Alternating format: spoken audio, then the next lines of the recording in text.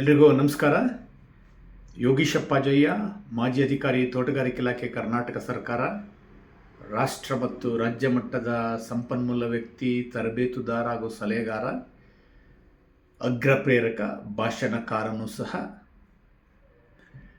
ನನ್ನ ಪ್ರೇರಣಾ ಸರಣಿಯ ಭಾಗ 9ಕ್ಕೆ ತಮ್ಮೆಲ್ಲರಿಗೂ ಮತ್ತೊಮ್ಮೆ ಮಗದೊಮ್ಮೆ ಸ್ವಾಗತ.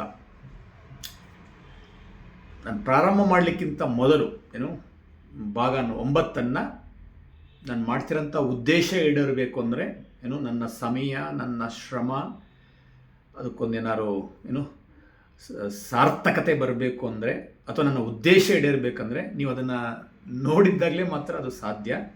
ಮತ್ತು ಅಥವಾ ನೀವು ಸಹ ಅದನ್ನು ಬೇರೆಯವರಿಗೆ ಅದನ್ನು ಕಳಿಸಿ ಭಾಳಷ್ಟು ಜನ ಇದನ್ನು ನೋಡೋದ್ರಿಂದ ನನ್ನ ಸಮಯ ಮತ್ತು ಈ ಒಂದು ಪ್ರಯತ್ನ ಸಾರ್ಥಕ ಆಗುತ್ತೆ ಅಂತ ಭಾವಿಸ್ತಾ ಇದ್ದೇನೆ. ಆ ನಿಟ್ಟಿನಲ್ಲಿ ಮತ್ತೊಮ್ಮೆ ಮಗದೊಮ್ಮೆ ನನ್ನ ಭಾಗ 1ರಿಂದ ಭಾಗ 8 ಈಗಾಗಲೇ ನನ್ನ ಯೂಟ್ಯೂಬ್ ಚಾನಲ್ನಲ್ಲಿ ಅಪ್ಲೋಡ್ ಮಾಡಿದ್ದೀನಿ. ಅದನ್ನು ದಯಮಾಡಿ ನೋಡಿ, ಇಷ್ಟ ಆದರೆ ಬೇರೆಯವ್ರಿಗೂ ಸಹ ಕಳಿಸ್ಕೊಡಿ ಅಂತ ಹೇಳ್ತಾ ಈಗ ಭಾಗ 9ಕ್ಕೆ ಬರ್ತೇನೆ. ಬಹುತೇಕ ನೀವು ಈಗಾಗಲೇ ಭಾಗ 1ರಿಂದ 8 ನೀವು ನೋಡಿರ್ಬೋದು. ನಾನು ಯಾವುದೇ ಸ್ಕ್ರಿಪ್ಟನ್ನು ಬಳಸಲ್ಲ, ನನಗೆಲ್ಲ ಬರ್ಕೊಂಡು ಅದನ್ನು ಓದ್ಕೊಂಡು ನೆನ್ಪಿಟ್ಕೊಂಡು ಹೇಳಂತ ಇದಲ್ಲ. ನಾವೆಲ್ಲ ಏನಿದ್ರು ನೇರ ಆ ಸಂದರ್ಭ, ಆ ಕ್ಷಣ, ಆ ಸಮಯದಲ್ಲಿ ಏನು ಹೇಳ್ಬೇಕು ಅಂತ ಅನಿಸುತ್ತೋ ಅಥವಾ ಏನು ಪದಗಳು ಬರ್ತದೋ ಅದನ್ನು ಹೇಳಂತವ್ರು. ಹಾಗಾಗಿ ಆಮೇಲೆ ನೀವು ನೋಡಿದಾಗ ನಾನು ಯಾವ ವಿಡಿಯೋಗಳನ್ನೂ ಎಡಿಟ್ ಮಾಡೋದಿಲ್ಲ, ನನಗೆ ಅದು ಅವಶ್ಯಕತೆಯೂ ಇಲ್ಲ. ನನಗೆ ಸಹಜವಾಗಿ ನನ್ನ ಸಹಜತೆ ಏನಿದೆ, ಈಗ ಪ್ರತಿಯೊಬ್ಬರು ಮಾತಾಡೋಂಥ ಶೈಲಿ ವಿಭಿನ್ನವಾಗಿರ್ತದೆ. ಹಾಗಾಗಿ ನನ್ನ ಸಹಜತೆ ಏನಿದೆ ಇದನ್ನೇ ಕಾಪಾಡ್ಕೊಂಡೇ ಮಾಡೋಂಥದ್ದು. ಮತ್ತು ಬ್ಯಾಕ್ಗ್ರೌಂಡು ಅಷ್ಟೇ, ನಾನೇನು ಅದನ್ನು ಎಡಿಟ್ ಮಾಡೋಂಥ ಅವಶ್ಯಕತೆ ಇಲ್ಲ. ನನ್ನದೊಂದು ರಾಜರಾಜೇಶ್ವರಿ ನಗರ, ಬೆಂಗಳೂರಿನ ರಾಜರಾಜೇಶ್ವರಿ ನಗರದಲ್ಲಿ ನನ್ನೊಂದು ಚಿಕ್ಕ ಕಚೇರಿ ಇದೆ. ಅದಕ್ಕೆ ಜಾಗೃತಿ ಕೇಂದ್ರ ಅಂತ ಹೆಸರಿಟ್ಕೊಂಡಿದ್ದೀನಿ. ಹಿಂದೆ ನೀವು ಕಾಣ್ತಾ ಇರೋಂಥದ್ದೆಲ್ಲ ನಾನು ಕಳೆದ 26 ವರ್ಷಗಳಲ್ಲಿ ಬೇರೆ ಬೇರೆ ಇಲಾಖೆಗಳ ಕಾರ್ಯಕ್ರಮಗಳು, ನಿಗಮ ಮಂಡಳಿಗಳ ಕಾರ್ಯಕ್ರಮಗಳು, ಅಥವಾ ಬೇರೆ ಬೇರೆ ಸಂಘ ಸಂಸ್ಥೆಗಳ ಕಾರ್ಯಕ್ರಮಗಳಾಗಿ ನನ್ನನ್ನು ಸಂಪನ್ಮೂಲ ವ್ಯಕ್ತಿಯಾಗಿ ಅಥವಾ ತರಬೇತುದಾರರಾಗಿ ಆಹ್ವಾನಿಸಿ ಕೊಟ್ಟಿರೋಂಥ ನೆನಪಿನ ಕಾಣಿಕೆಗಳೇನಿದೆ ಅವುಗಳನ್ನ ನಾನು ಹಿಂದೆ ಹಾಕ್ಕೊಂಡಿದ್ದೀನಿ ಅಷ್ಟೇ. ಯಾವುದು ಎಡಿಟ್ ಮಾಡಿ ಅಥವಾ ಮಾಡೋಕ್ಕೆ ನನಗೆ ವೈಯಕ್ತಿಕವಾಗಿ ನನಗೆ ಅದರಲ್ಲಿ ಆಸಕ್ತಿ ಇಲ್ಲ. ನಾನು ಯಾವುದರಲ್ಲೂ ಅಷ್ಟೇ ಸಹಜತೆ ಇದಕ್ಕೆ ಇಷ್ಟಪಡೋಂಥವನು. ನಾನು ಇನ್ನೂ ಒಂದು ರೀತಿ ಹೇಳಬೇಕಂದ್ರೆ ಬಹುಶಃ ಕಾಕತಾಳಿ ನಾನು ಸಾವಯವ ಕೃಷಿ, ಸಹಜ ಕೃಷಿ, ನೈಸರ್ಗಿಕ ಕೃಷಿಯಲ್ಲಿ 26 ವರ್ಷಗಳಿಂದ ತೊಡಗಿಸ್ಕೊಂಡಿರೋಂಥವನು. ಹಾಗಾಗಿ ಎಲ್ಲವೂ ಸಹ ಸಹಜ, ನೈಸರ್ಗಿಕ, ಹೇಗಿರ್ತದೋ ಹಾಗೇ ಇರ್ಲಿಕ್ಕೆ ಇಷ್ಟಪಡೋಂಥವನು. ಇಷ್ಟು ಹೇಳ್ತಾ ಈಗ ಭಾಗ 9 ಇದಕ್ಕೆ ಬರ್ತೇನೆ. ಇದು ಅಷ್ಟೇ, ಇದು ನೀವೆಲ್ಲ ಕೇಳಿರ್ತೀರ. ಅದಕ್ಕೂ ಬೇರೆ ಬೇರೆ ಒಂದೊಂದು ಬೇರೆ ಬೇರೆ ರೀತಿಯಲ್ಲಿ ಹೇಳ್ತಾರೆ. ಕೆಲವು ಕಡೆ ನಾನು ಕೇಳಿರೋಂಥದ್ದು ಇದು ಮಾಡಿರೋದು ಕಪ್ಪೆಗಳು ಅಂತ ಹೇಳ್ತಾರೆ, ಇನ್ನೊಂದು ಕಡೆ ಏಡಿಗಳು ಅಂತ ಹೇಳ್ತಾರೆ. ಅದು ಯಾವ್ದಾರಾಗಲಿ, ಕಪ್ಪೆನೋ ಏಡಿನೋ ಆಗಲೇ ಹೇಳಿದಂಗೆ ಸಾರಾಂಶ ಮತ್ತು ತಾತ್ಪರ್ಯದ ಕಡೆ ಗಮನ ಕೊಡೋಣ. ಈಗ ಯಾವುದೋ ಒಂದು ಕಡೆ ಈ ಏಡಿಗಳೇನಿರ್ತದಲ್ಲ ಅದರದ್ದು ವಿವಿಧ ಪ್ರಭೇದಗಳು ಅಥವಾ ವಿವಿಧ ತಳಿಗಳ ಪ್ರದರ್ಶನ ಏರ್ಪಡಿಸಿದ್ರು. ಒಂದು ಪಾರದರ್ಶಕವಾದ ಗಾಜಿನ ಇದರಲ್ಲಿ ಎಲ್ಲ ವಿವಿಧ ತಳಿಗಳ ಏಡಿಗಳು ಅಥವಾ ಕಪ್ಪೆಗಳನ್ನ ಎಲ್ಲ ಕಡೆ ಇಟ್ಟಿದ್ರು. ಅದರ ಮುಂದೆ ಅದರ ಮೂಲ ಯಾವ ದೇಶದ್ದು, ಅದರ ವಿಶಿಷ್ಟತೆಗಳೇನು, ಅದರ ಗುಣಲಕ್ಷಣಗಳೇನು ಅನ್ನೋದನ್ನೆಲ್ಲ ಪಟ್ಟಿ ಮಾಡಿದರು. ಹಿಂಗೆ ಯಾರೋ ಒಬ್ಬರು ಅದರ ಬಗ್ಗೆ ತಿಳ್ಕೊಳ್ಳೋಕೆ ಆಸಕ್ತಿ ಇರೋಂಥವ್ರು ಹೋಗಿದ್ರು. ಎಲ್ಲವನ್ನ ಪ್ರದರ್ಶನಕ್ಕೆ ಹೋಗಿ ಎಲ್ಲವನ್ನು ನೋಡ್ಕೊಂಡು ಬಂದರು. ಪ್ರತಿಯೊಂದು ಇದನ್ನು ನಿಂತು ಅದು ಯಾವ ತಳಿ, ಅದು ಪ್ರಭೇದದ ಹೆಸರೇನು, ಅದರ ಗುಣಲಕ್ಷಣಗಳೇನು ಎಲ್ಲವನ್ನು ನೋಡ್ಕೊಂಡು ಬಂದರು. ಎಲ್ಲವನ್ನು ನೋಡ್ಕೊಂಡು ಬಂದಂಥವ್ರು ಹಾಗೆ ಎಲ್ಲ ಮುಗಿಸಿ ಹೊರಟ್ರು. ಅವ್ರಿಗೆ ಆಶ್ಚರ್ಯ, ಏನೋ ಎಡವಟ್ಟಾಗಿದೆಯೋ ಅಥವಾ ಏನೋ ಒಂದು ಬದಲಾವಣೆ ಅಂತ ಅನ್ನಿಸ್ತು. ಆಮೇಲೆ ಇನ್ನೊಂದ್ಸಲ ಬಂದು ನೋಡ್ತಾರೆ, ಬಹುತೇಕ ಎಲ್ಲ ತಳಿ ಅಥವಾ ಎಲ್ಲ ಪ್ರಭೇದಗಳು ಏನಿದೆ ಆ ಇದ್ರುಗಳ ಮೇಲೆ ಒಂದು ಮುಚ್ಚಲ ಹಾಕಿದ್ರು. ಆದರೆ ಯಾವುದೋ ಒಂದೇ ಒಂದು ಪ್ರಭೇದ ಅಥವಾ ಒಂದು ತಳಿ ಏನಿದೆ ಅದನ್ನೇನು ಪ್ರದರ್ಶನಕ್ಕೆ ಇಟ್ಟಿದ್ರು, ಆಗ ಪಾರದರ್ಶಕ ಅದ್ರ ಮೇಲೆ ಮುಚ್ಚಲ ಹಾಕಿರಲಿಲ್ಲ. ಇವ್ರಿಗೆ ಆಶ್ಚರ್ಯ ಆಯಿತು. ಬಹುಶಃ ಇವ್ರೇನು ಅಂದ್ಕೊಂಡ್ಬಿಟ್ರು, ಈ ಆಯೋಜಕರೇನಿದಾರಲ್ಲ ಬಹುತೇಕ ಅದನ್ನು ಮರ್ತುಬಿಟ್ಟು ಏನೋ ಮುಚ್ಚಲು ಹಾಕಿಲ್ವೇನೋ, ಹಾಗಾಗಿ ನಾನು ಹೇಳ್ಬಿಡೋಣ, ಇಲ್ಲ ಅವೆಲ್ಲ ಹೊರಗಡೆ ಬಂದುಬಿಡ್ತದೆ ಅಂದ್ಬಿಟ್ಟು ಪಾಪ ಆ ಒಂದು ಕಾಳಜಿಯಿಂದ ಅಲ್ಲೇ ಇದ್ದಂಥ ಆಯೋಜಕರು ಹುಡುಕಿದ್ರು. ಅವ್ರಿಗೆ ಹೇಳಿದ್ರು, ಸ್ವಾಮಿ ಬಹುತೇಕ ನಾನು ಗಮನಿಸ್ದೆ ಎಲ್ಲ ಪ್ರಭೇದಗಳು ಏನು ಇದು ಮಾಡಿದಿರಿ ಅದ್ರ ಮೇಲೆ ಮುಚ್ಚಲ ಇದೊಂದು ಬಹುಶಃ ನೀವು ಮರ್ತಿರಬೇಕು, ನೋಡಿದ್ರು ಮುಚ್ಚಲ ಹಾಕಿಲ್ಲ ಅಂತ ಅಂದರು.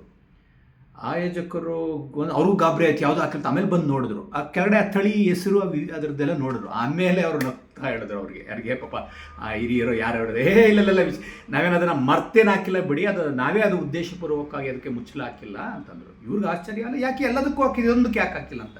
ಅದಕ್ಕೆ ಅವ್ರು ಹೇಳಿದ್ರಂತೆ, ನೋಡಿ ಬೇರೆ ಪ್ರಭೇದಗಳು ಅಥವಾ ಬೇರೆ ತಳಿಗಳೇನಿದೆಯಲ್ಲ ಅವುಗಳು ಯಾವ ರೀತಿ ಅಂದರೆ ನಾವು ಹಾಗೇ ತೆರೆದು ಬಿಟ್ಬಿಟ್ರೆ ಅವೆಲ್ಲ ಹರ್ಕೊಂಡು ಮೇಲೆ ಬಂದ್ಬಿಟ್ಟು ಹಾಗೆ ಎಲ್ಲ ಕಡೆ ಇದಾಗ್ಬಿಡ್ತದೆ. ಮತ್ತು ಇದು ಬರಲ್ವಾ, ಇದಕ್ಕೆ ಯಾಕೆ ಇಲ್ಲ ಈ ತಳಿಯ ಅಥವಾ ಈ ಒಂದು ಪ್ರಭೇದದ ವಿಶೇಷ ಏನು ಅಂತಂದರೆ ಯಾವುದೋ ಒಂದು ಏಡಿ ಅಥವಾ ಕಪ್ಪೆ ಮೇಲೆ ಹೋಗ್ತಿದೆ ಅಂತ ತಿಳ್ಕೊಳ್ಳಿ, ಬೇರೆ ಯಾವ ಇರ್ತಾವೆ ನೋಡಿ ಅವು ಹಂಗೆ ಕಾಲು ಹಿಡಿದ್ಬಿಟ್ಟು ಅವೇ ಕೆಳಗಡೆ ಎಳೆದು ಬಿಡ್ತವೆ. ಹಾಗಾಗಿ ಯಾವುದು ಮೇಲೆ ಬರಲಿಕ್ಕೆ ಅವಕಾಶ ಇಲ್ಲ. ಈ ತಳಿ ಈ ಒಂದು ಪ್ರಭೇದದ ಏನು ಗುಣನೋ ಲಕ್ಷಣನೋ ಅಥವಾ ಈ ವಿಲಕ್ಷಣನೋ ಏನಾರು ಕರ್ಕೊಳ್ಳಿ ಅದು ಆ ಥರ ಅಂತಂದ್ರಂತೆ. ಬಹುತೇಕ ನಾನು ಆಗಲೇ ಹೇಳಿದಾಗೆ ನಾನು ಸ್ವಲ್ಪ ಏನು ಪ್ರೇರಕ ಭಾಷಣಕಾರ ಆದರೂ ಸಹ ಸ್ವಲ್ಪ ವಿಡಂಬನೆ ಥರ ಸ್ವಲ್ಪ ಹಾಸ್ಯ ಮಿಶ್ರಣ ಮಾಡಿ ಹಾಸ್ಯದ ಮೂಲಕ ಎಲ್ಲೋ ಒಂದು ರೀತಿ ಒಂದು ಪ್ರೇರೇಪಣೆ ಮಾಡಲಿಕ್ಕೆ ಅಥವಾ ಒಂದು ಎಲ್ಲೋ ಒಂದು ಏನೋ ಚುಚ್ಚಲಿಕ್ಕೆ ಪ್ರಯತ್ನ ಮಾಡ್ತಾ ಇರ್ತೀನಿ, ಒಂದು ಪ್ರೇರೇಪಣೆ ಕೊಡಲಿಕ್ಕೆ. ಏನು ಇದು ಬಹುಶಃ ಏನೋ ಇದನ್ನು ಬೇರೆ ಬೇರೆ ರೀತಿಯಲ್ಲಿ ಹೇಳ್ತಾರೆ, ಏನು ಬೇರೆ ಬೇರೆ ದೇಶಗಳು ಹೋಲಿಕೆ ನನಗೆ ಆಸಕ್ತಿ ಇಲ್ಲ, ಏನೋ ನನಗದು ಮನಸ್ಸು ಒಪ್ಪಲ್ಲ. ಬೇರೆ ಬೇರೆ ದೇಶಗಳಿಗೆ ಆ ತಳಿಗಳನ್ನ ಏನೋ ಹೋಲಿಕೆ ಮಾಡೋಕ್ಕೆ ನನಗೆ ಸುತಾರಾಮ್ ಇಷ್ಟ ಇಲ್ಲ. ನಾನು ಹಾಗಾಗಿ ಒಟ್ಟಾರೆ ತಳಿಗಳಂತ ಹೇಳಿದ್ದೀನಿ. ಇದರ ತಾತ್ಪರ್ಯ ಮತ್ತು ಸಾರಾಂಶ ಇಷ್ಟೇ, ನಮ್ಮ ಸಮಾಜದಲ್ಲೂ ಅಷ್ಟೇ ಅಥವಾ ನಮ್ಮ ಏನೋ ಸ್ನೇಹಿತ ವರ್ಗ ಇರ್ಬೋದು, ಗೆಳೆಯರ ಬಳಗ ಇರ್ಬೋದು, ಅಥವಾ ನಾವು ಕೆಲಸ ಮಾಡ್ತಿರೋಂಥ ಕಚೇರಿಗಳಿರ್ಬೋದು, ಅಥವಾ ನಾವು ಇರೋಂಥ ಇದರಲ್ಲಿ ಭಾಳಷ್ಟು ಜನಗಳಾಗೇನೆ ಏನು ಆ ಮೇಲೆ ಯಾರು ಹೋಗ್ತಾರೆ ಅಂದರೆ ಅವ್ರನ್ನ ಜಗ್ಗಂಥದ್ದು, ಕಾಲಿಡಿದು ಕೆಳಗಡೆ ಇಳಿಯಂಥದ್ದು, ಇದು ಭಾಳಷ್ಟು ಏನು ಯಾರೂ ಪರಿಪೂರ್ಣರಲ್ಲ, ಯಾರೂ ಸಹ ಇದಲ್ಲ. ಪ್ರತಿಯೊಬ್ಬರಲ್ಲೂ ಅವರದೇ ಆದಂಥ ನ್ಯೂನ್ಯತೆಗಳಿರ್ತದೆ, ಸಾಮರ್ಥ್ಯಗಳಿರ್ತದೆ, ಅದು ಬೇರೆ. ಆದರೂ ಸಹ ಒಬ್ಬರು ಏಳಿಗೆಯನ್ನು ಸಹಿಸದೆ ಅಡ್ಗಾಲ ಹಾಕಂಥದ್ದು, ಮೇಲೆ ಹೋಗ್ತಾರೆ ಅಂದರೆ ಕಾಲಿಳಿದು ಎಳೆಯಂಥದ್ದು ಏನು ಗುಣ ಇದೆಯಲ್ಲ ಅದು ಯಾರಿಗೂ ಸಹ ಒಳ್ಳೆಯದಲ್ಲ.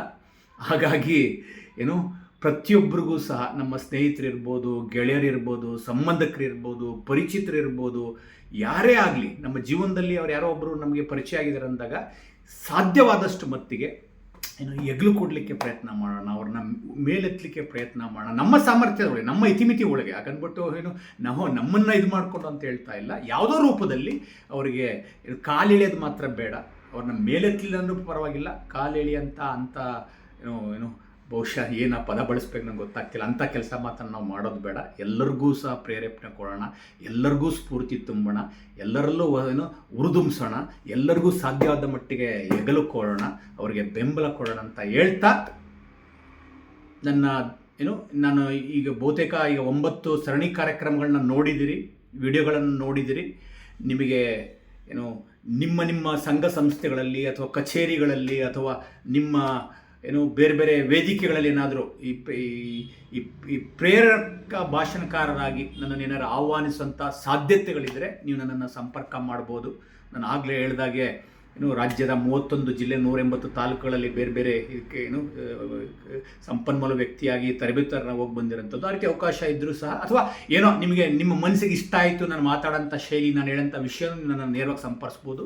ನನ್ನ ದೂರವಾಣಿ ಸಂಖ್ಯೆಗಳು ಬೇಕು ಅಂತಂದರೆ ನನ್ನ ಸರಣಿ 1 ಪ್ರೇರಣಾ ಸರಣಿ ಭಾಗ 1 ಅಲ್ಲಿ ನೀವು ಅದನ್ನು ನನ್ನ ದೂರವಾಣಿ ಸಂಖ್ಯೆಗಳನ್ನ ನೋಡ್ಬೋದು ಅಂತ ಹೇಳ್ತಾ ಮಗದೊಮ್ಮೆ ತಮ್ಮೆಲ್ಲರಿಗೂ ನಮಸ್ಕಾರಗಳನ್ನು ತಿಳಿಸ್ತೀನಿ.